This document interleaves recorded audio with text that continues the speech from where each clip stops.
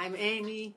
I'm a psychotherapist with over 30 years experience, and I'm here with my friend Buck to talk about our lives and putting some fun back into our dysfunctional lives.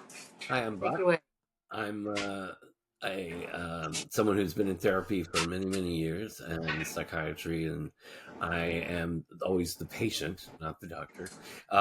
And We are here to discuss fear this week, in our series on emotions. But first, I want to ask Amy what her dysfunction of the week was.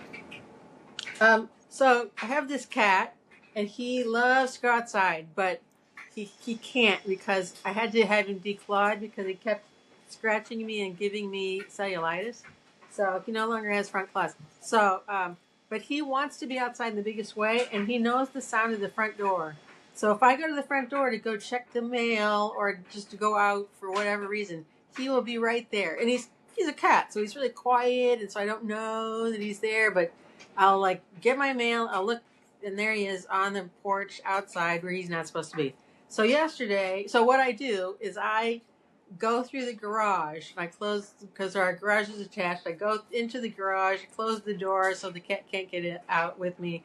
Open the garage and go get the mail. I do that several times a day. It's kind of ridiculous, but that's how I have to get out in order to not let the cat out. But yesterday I did that, but I didn't check and see where the cat was before I did that. And when I opened the garage door, he was outside. He immediately left, and he was out, and I couldn't get him to come back in.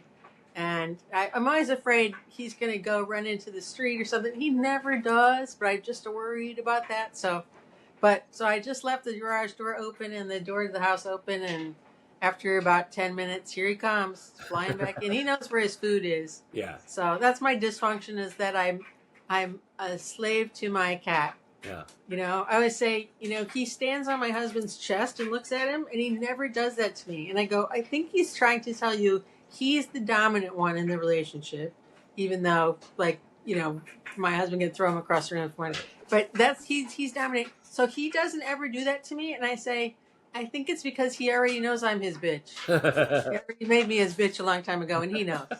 He knows that he's the alpha male with Yeah. me. Anyway, so that's my dysfunction. I have this dysfunctional relationship with my cat. Well, we're actually thinking about getting a cat. We had spoken about it, but the other night, Mario said maybe we should get a cat. I mean, we want to get like an older cat because I don't want to go through the kitten years, and I don't want to, you know, I want like a cat that's kind of settled, happy to be inside, maybe go out on the Yeah. deck. That's about it. So that's it. Would be nice to have some company for me since I'm home a lot. Huh. Um, Yep. That's my why we got our cat. Yeah, yeah, yeah. It's their company. They're really good company. My Yeah, they're dysfunction great. of the week is that I haven't really been able to go outside. I went to the gym the other day, but other than that, I've just been staying inside and binge watching, and just finished The Pit, which was really good. But It's fabulous. I'm not going outside. I'm not actually bathing. Haven't had a shower in about 3 days. I just kind of fear. I don't fear going outside. I just don't like it. So I'm just in that spot right now. The medication Yeah. isn't really. It's working to a point where somebody asked me if it was working, and I said it keeps me from being extremely anxious, extremely, which I was before I took the medication. But does it actually Yeah. help me, like, perk me up and make me be able to socialize with people? I don't actually want to be around people. I was at the gym the other day, and I just, my headphones didn't work, and they weren't charged enough, and there were just a lot of people, and I just wanted to. And there was somebody in the treadmill next to me, which I wasn't really happy about. So that's really been my dysfunction. I really haven't gone out and done stuff, and Mario's pretty good about just letting me be. If Yeah. he would stop asking, "What is it exactly?" Because I don't know. I don't. Right. I don't know. So that brings Yeah. us to our topic of fear, anxiety. That's what we want to talk about this week. Has to do with the sadness, which we talked about last week, sadness and depression. Um, fear can turn into depression when you feel like you're out of control, that you have no control over anything. So the fear is, as my mother said to me when I was little, when I came home, I guess I was a teenager. I came home and I was really happy about something that I don't know, I got a part, or I don't know what it was. And she just said, "Why are you so damn happy? There's always something around the corner waiting to kick you in the head." And That's a that, terrible message. I know, that stuck with me. So once, I forgot who I was talking to, but the thing is, I worry about stuff. I'm so worried all the time about what's going to happen and what, and maybe it's That's anxiety lives in the future. right. That's Anxiety, because you can't be anxious about the past. It's done. You yeah. know, you can look back at it and regret things or feel bad about things, but you don't have anxiety about them because it's done. So, anxiety is definitely future focused. Well, I So, don't yeah. know. I mean, I look back on my past and I'm anxious about trying to fix things, if I could fix Mm, things. So that's worrying about that too. And it's fear, worry, anxiety. And how do you deal with that? How do you cope with that? right. You know, Yeah. because sometimes There's I'm lots of okay ways, but it's hard. and Yeah. sometimes I can't overcome it. So you Yeah. want to talk about that a little bit? Sure, we can talk about that because I only had one panic attack in my whole life, and I know I know that that's what it was. That I was breaking up with a guy, and I had just left Michigan, just finished grad school in Michigan, and moved to Illinois to be with this guy that I had dated for 3 years before. But when I was in Michigan, I felt like I totally like saw who he was and kind of wasn't it just wasn't a good relationship. And so I was getting ready to break up with him. I was laying on the bed thinking about how I was going to have to move everything out and tell this guy I was going to break up and all the things, which is all anxiety provoking. And I was laying on the bed and it felt like the bottom of the bed had fallen out, or that I had fallen through the bed or something, because I felt myself like just fall. And then my heart beat really fast and my breathing was bad, and I went, I'm having a panic attack. That was the only time I actually had a panic attack. I've been nervous and I've been anxious before. That was the only time I ever had a panic attack. So I know how horrible it is. My sister actually had a panic attack so bad, she thought she was having a stroke because the one whole side of her body just wouldn't work. And she drove herself to the hospital, which you don't do if you're having a stroke, and said, I think I'm having a stroke. And they said, you're not, because you can walk and you can talk and you're coherent. But it was panic. It was 100% a panic attack Yeah. that made her almost stroke out. So I know how debilitating it can be, and why it's easier to stay in than to venture out and worry that that's going to happen again, or that something's going to provoke that. So it's really hard. Yeah. And I know one of the ways to get through it is to just be mindful about it, and mindfulness just means that you're trying to be as present in the moment as you can possibly be. So mindfulness in an anxiety attack would look like, oh, well, and you don't want to judge anything. Don't judge it. Don't go, oh my God, oh no, I'm having a panic attack. I have to stop it, because that just makes you go, I can't stop it. I can't stop it. It makes it worse. Right. So it's really about like sitting in your body and saying, my heart's beating really fast. I'm having shallow breathing. Isn't that interesting? The thoughts that are going through your mind, just notice it all and sit with it. And I guarantee you that the longest it could possibly last is 20 minutes, and it won't last that long. If you could breathe through it and like keep your eye on the goal of just not being in it anymore, you will get through it. Okay.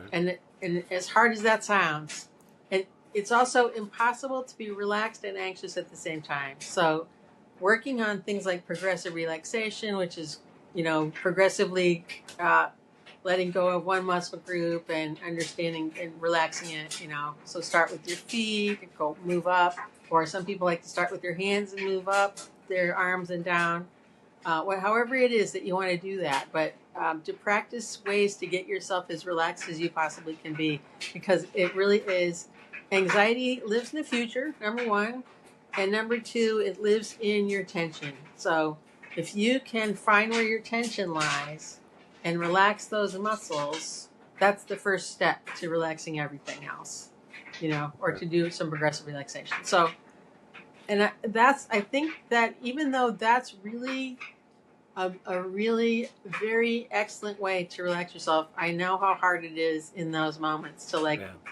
and just sit with it, because it feels like awful. It feels, I had like my sister went to the hospital for a panic attack and thinking she was stricken out. I had another friend who thought she was having a heart attack, which she wasn't. She was just having panic.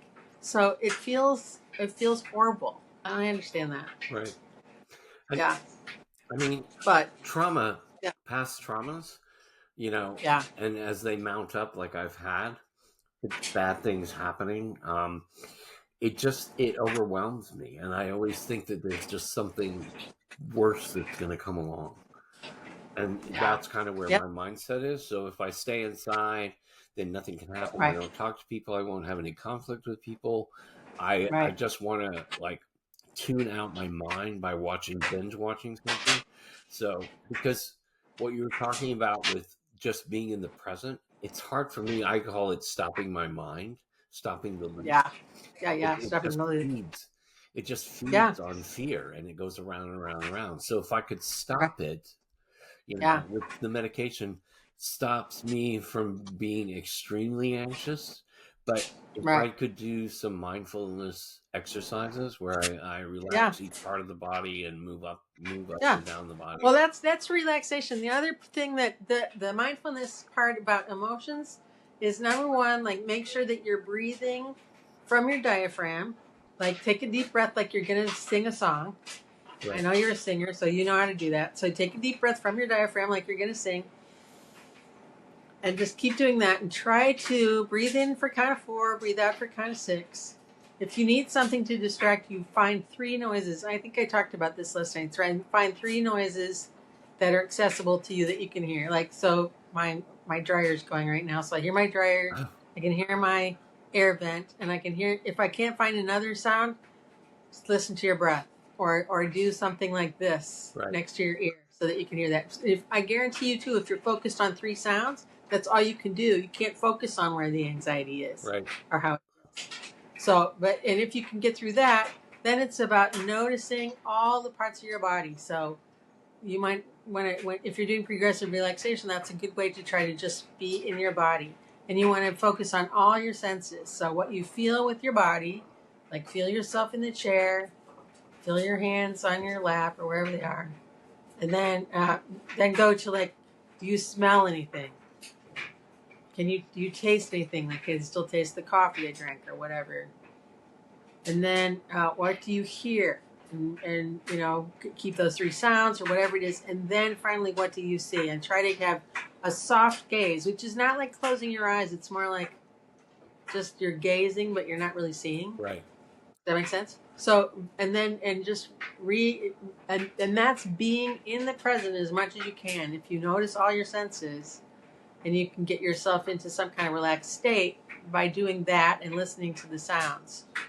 That's going to help you get yourself out of your head, because what happens is your thinking continues, like, oh no, I didn't do that, I didn't do this, I should have done that, I'm going to have to do this, what if this happens, and those are all the things that are in your head and in your mind that are making you feel crazy, as opposed to like, is anything bad happening to me right now? Right.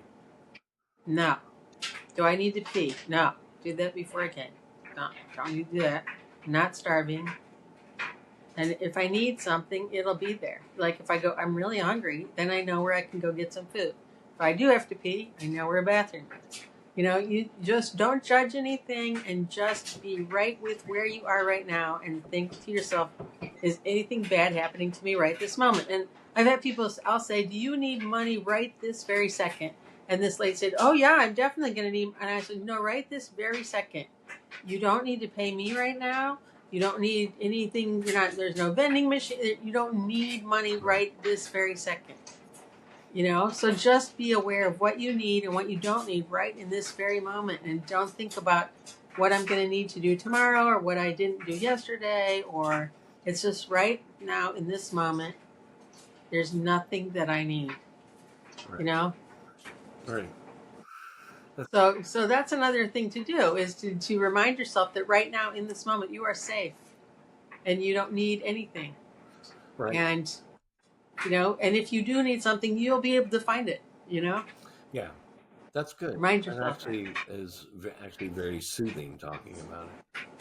I think Yeah. I think a lot of today with everything that's going on in the world, and how people these political pundits, you Nonsense. know, Yeah. are instilling fear in people, fear of them, fear of the other side, fear of, Right. you know, Right. what Fear of the others, right. And fear of what's whoever that may happening in the be. world. I think that a lot of people are going through this now more than ever, I think, because of the Yeah. fear of war and the fear of uh, gun violence, the fear of uh, not being able to, have your own rights, have the rights Right. Right. that Yeah. that are yours.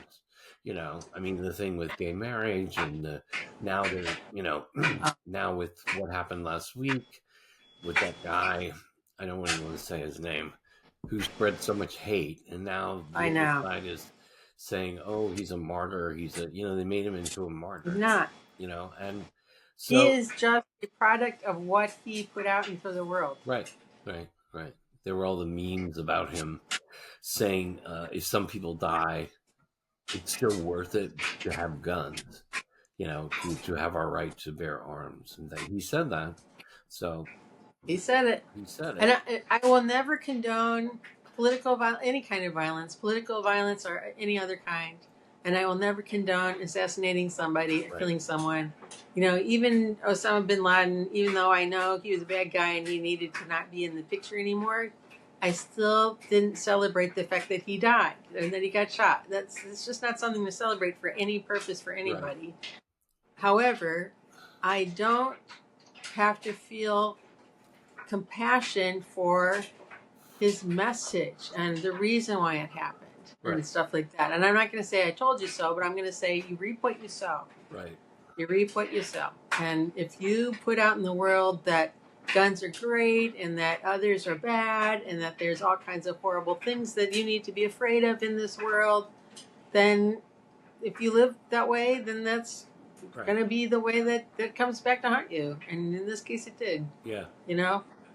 And I feel very bad for his kids and his family. And I get that there's nothing good about losing your husband or your dad in right. that way. Nothing. So I feel bad for that. Yeah, yeah, But I don't feel bad for the end of that message that he is putting out there, or that for that message not being as prevalent. yeah. Well, he said that gay people should be executed. So basically, Right? that's what he said. So, and they keep quoting Leviticus, and it's just, you know, Yeah, it's ridiculous. it is ridiculous. But I think that things like this that are always on the news and Gaza and everything, I think it just instills fear in people. Like, this really is the Absolutely. end of the world. This really is going to be World War III. I think a lot of people are fearful of that, and they may not consciously be fearful of it, but like I Right. think it's embedded in our lives It's now. That's what we call the zeitgeist, right? That's the time that we're living in, Right. and that's the basic idea behind what we're living in right now, Yeah. right? Yeah. Is the world's a scary and dangerous place, and people who don't look like you are scary and dangerous, and people who don't think like you are scary and dangerous, and people who don't worship like you are scary and dangerous. There's all these messages about that, and that's all a distraction from the bigger picture in the United States, anyway. Right. Well, I think it's happening all over the world. Yeah, I I think think it's so happening too. all over the world. I mean, these people that are zealot with their religion or their Political doctrine, beliefs, or yeah, the doctrine, you know, yeah, are there's no room for other people, so they exclude and they want to eliminate, and they want yeah, people either that or they want people to think like they do, and if you don't think right. like they do, They're then gonna force it. right, they're going to force you to.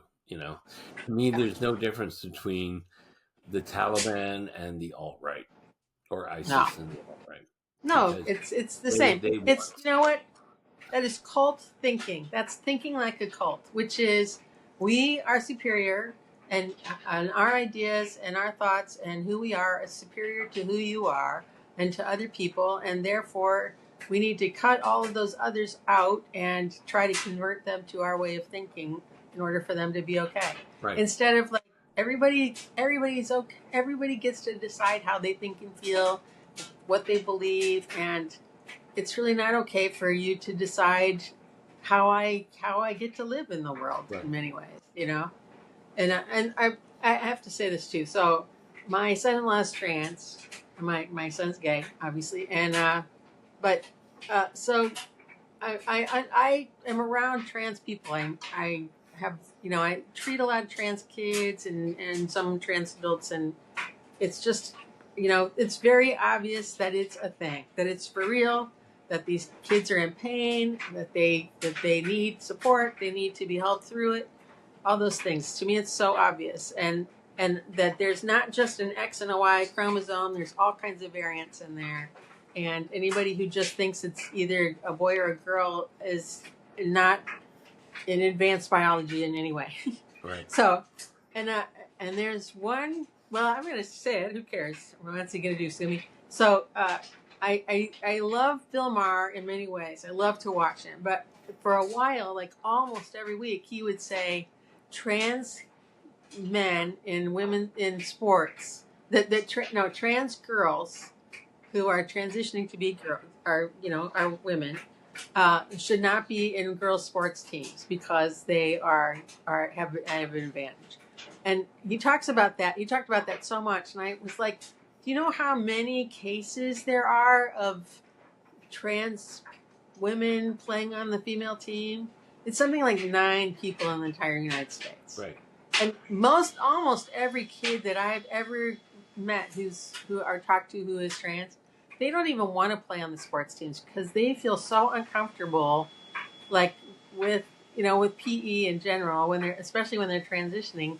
They don't. That's not their goal. Their goal is not to like go dominate female sports. And I think Bill Maher brought that up like every week for like 6 weeks, and I was like, quit talking about it. It's a non-issue. Yeah, it's a non-issue. It's a non-issue. It's not an issue. That'd be like saying, well, I mean, we get crazy. Like one kid dies in a crib, and suddenly all the cribs are recalled. But 20 kids die from gunshots, and we don't recall guns. So I don't know.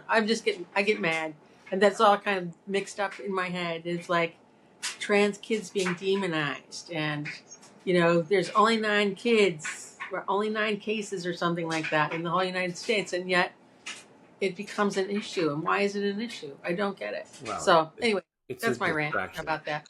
It's a distraction, but it's a distraction. It's a distraction from what's really going on. But this, right?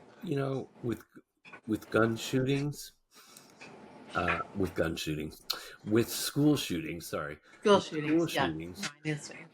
I mean, and them having to do drills. Remember, we used to do the. I know.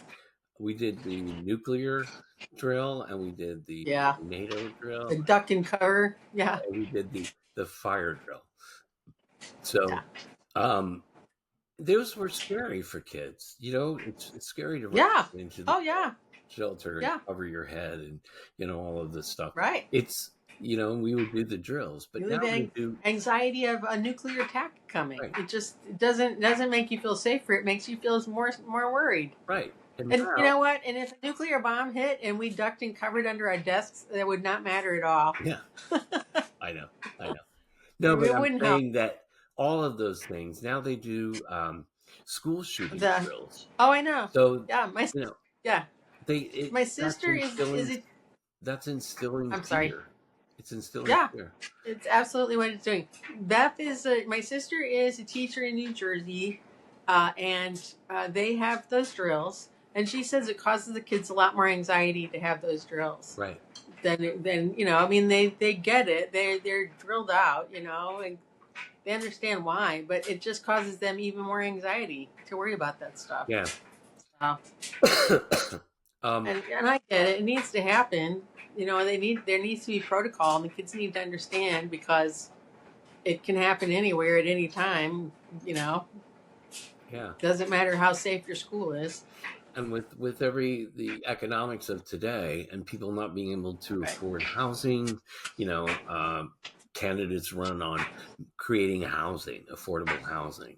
Rarely does it Right. happen, but they seem to be doing really a lot in Vermont to really work on that. But that's Vermont. That's good. Vermont's very Nice. progressive.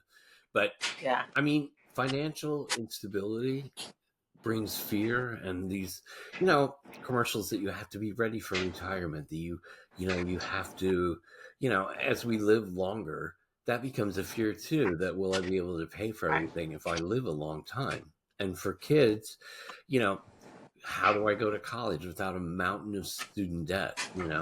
Right. So there's a lot of financial fear, and you have to plan, and you have Yeah. to, and I think sometimes people just become like, I become overwhelmed with things a lot of Yeah. times, and I just want to hide away from the world. I used to I had a friend in New York who we would have weekends we called it hide away from the world, and we would just order in, and we would Yeah. watch movies continuously for the whole weekend. Sounds We'd good. like fall Yeah. asleep watching a movie. We'd wake up, we'd turn on another movie. We had like tequila or tequisas with their beer and like Yeah. the taste of tequila. I don't think tequila was in it, but we would do that. But we would order in, and we would eat like a lot of like stuff you're not supposed to eat, like Of mozzarella course. sticks and Yeah. stuff like that. And because the poor guys had to walk up 5 flights to deliver it. But you need those hide away from the world kind of things, because I sometimes think you you do too. become overwhelmed, you know? Yeah. And I think a lot of people today are just overwhelmed. And, they talk about the stuff on your phone. People are attached to their phones. And when you go through the internet feeds, it's just, stuff about Gaza, Ukraine, something stupid the president said, some right they want to take away. People who are, murder each other, Yeah. mass shootings. I mean, and the Yeah. more people The are world's a attached scary to their place. phones, yeah. Yeah. But here's the other thing to know is that really and truly, even though there's a lot of danger out there, people are safer now than they've been at any time in history, Right. because we have access to emergency services almost immediately. We have phones on us, so we're like less likely to get like attacked, or like murder is down, Right. that kind of thing, because we have more access to information. There's like all the safety measures that take place, like car seats and seat belts and traffic things, and like we're safer now than we've been, and yet we still live in fear that bad things are going to Right. happen. Right. Which is that's part of the mother of invention, is worrying about your safety. So but we are safer now, and we don't live like that, and kids are safer now. And that's another thing that parents don't understand. I mean, especially because, like, I don't know about you, but we were free range kids. Yeah. We used to go all over the neighborhood. Like my sister and my friends in that neighborhood, we were everywhere. We were free range kids. You just stayed out until your dad whistled for you like you're a dog. Right. He would whistle for us. So anyway, and we felt safe, but we weren't as safe as we are now. We're safer now. Yeah. And I think about it too, that all the times that I got in really big trouble when I was in high school was because I stayed out too late, or my parents couldn't get a hold of me somehow. If I would have had a cell phone, I wouldn't have gotten in trouble at all. Yeah. And one time, do you remember at Six Flags? It was 1980. There was an accident because the sky ride, Yeah. it fell off Yeah. it broke. And there was a couple of people that their cars fell and they died. Yeah. And my church youth group was there, and I had the guy I was dating at the time was with me, and we had and they closed the park and we left, but nobody thought to call anybody because we didn't think it was important, apparently.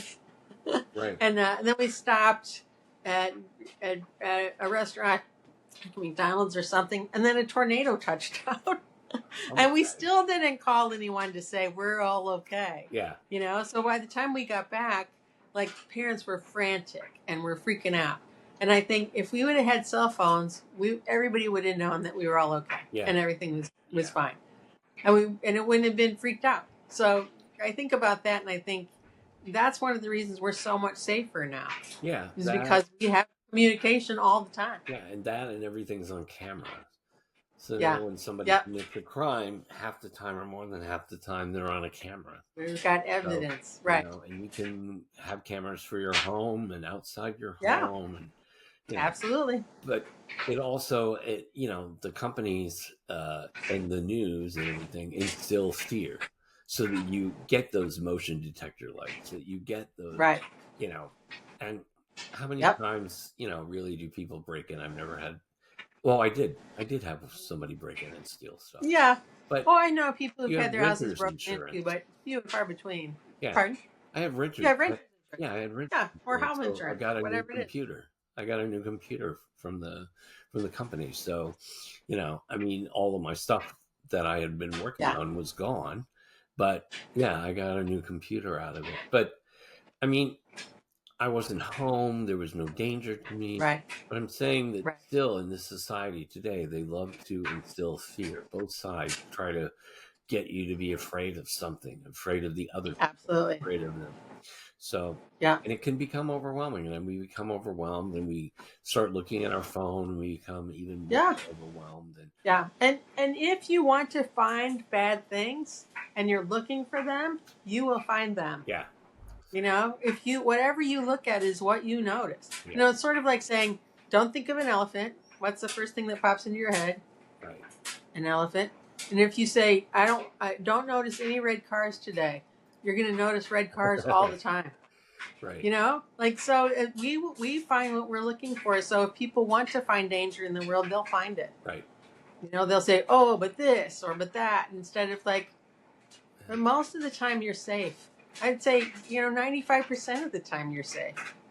You're just not in your head though, in your worries. Yeah. So if you can that's why mindfulness is so good, because it makes you go, what's happening right this moment? Is anything dangerous right this moment? Maybe my dryer's going to blow up or something. I don't know. No, there's nothing dangerous happening. No, I think I'm totally those mindfulness right now. exercises really work. They really do. Yeah. I'm going to try to get over this fear, not real fear, but not going outside, not bathing, going through a hard. Well, like we talked about last week, the more you don't do something that makes you anxious, the harder it is to actually do it. Right. And the fear builds up. So when you start to feel anxious about something, you should just do it as soon as you can. Right. If you can. Yeah. Sometimes you're in a mental state where you can't. All right. Well, I think we covered that today. We will see you next week when we continue our series on emotion. I'm Buck. Okay. Saying goodbye. Nice to be here, and we'll see you soon. Okay. Bye, guys. Bye.